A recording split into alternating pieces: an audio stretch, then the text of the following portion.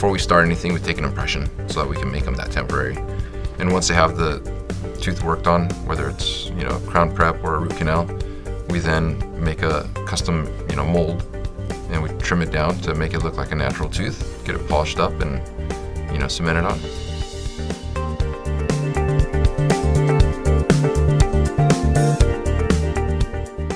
Your strong, healthy teeth are made to be with you for a lifetime.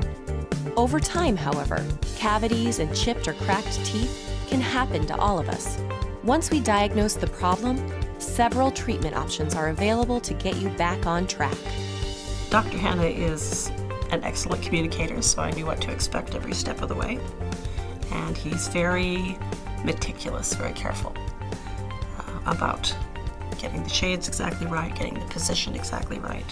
So it's a good experience.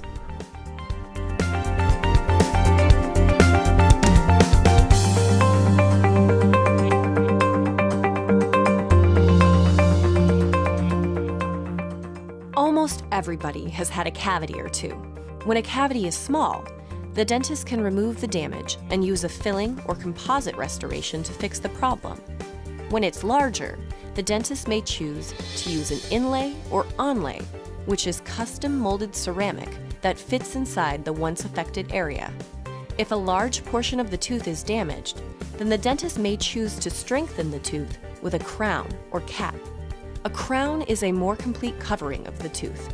It is custom made to ensure the precise fit, contact, and occlusion. We are excited to have the opportunity to serve you. Be sure to let us know if you have any questions about tooth restoration. Please take advantage of our new patient special by calling today and mentioning the offer below.